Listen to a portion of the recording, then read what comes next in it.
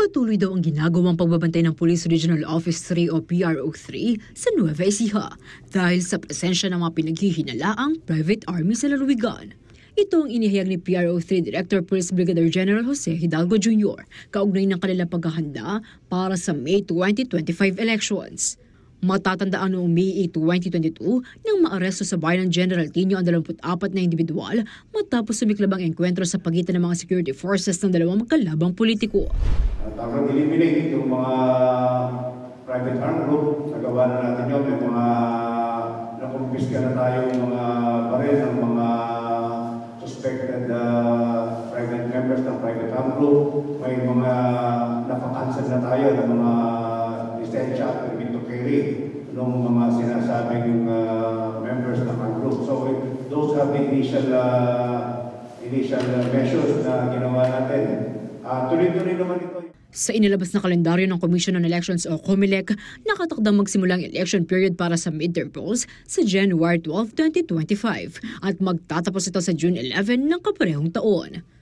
Sa panahong ito, iiral din ang election gun ban. Sa datos ng PRO Region 3, umabot sa 400 ang bilang ng mga nahuling lumabag sa nasabing atas noong 2022 election period.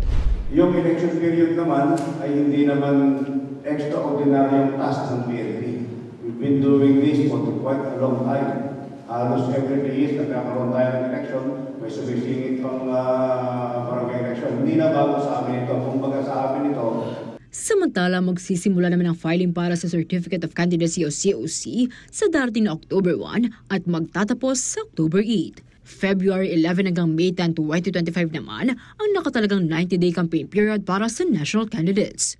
Habang 45 days naman ang ibibigay para sa pangangampanya ng mga local candidates na magaganap sa March 28 to May 10, 2025. Idaraos ang midterm elections sa May 12, 2025. Liana Canilaw, CLTV 36 News.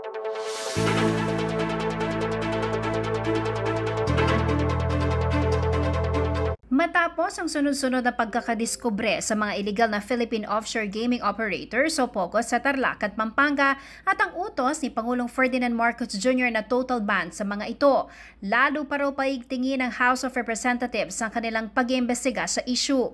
Kaugnay nito, inadap ang House Resolution 1880 na nag-autorisa sa Committees on Dangerous Drugs, Public Order and Safety, Human Rights at Public Accounts na magsagawa ng joint investigation kaugnay ng mga illegal na aktibidad sa POGO na posible rin umanong may kaugnayan sa illegal na droga sa bansa.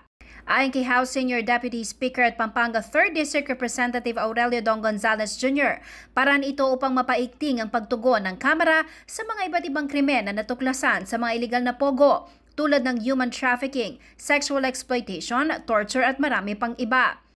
Binigyang diin ng Kapampangan lawmaker na desidido ang Kamara na matukoy ang mga nasa likod ng operasyon ng mga illegal na pogo.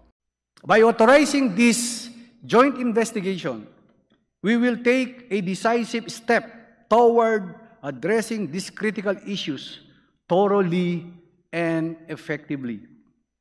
Responsibilidad daw ng pamahalaan na masolusyonan ng mga ganitong uri ng usapin para sa ikapapanatag ng mga Pilipino.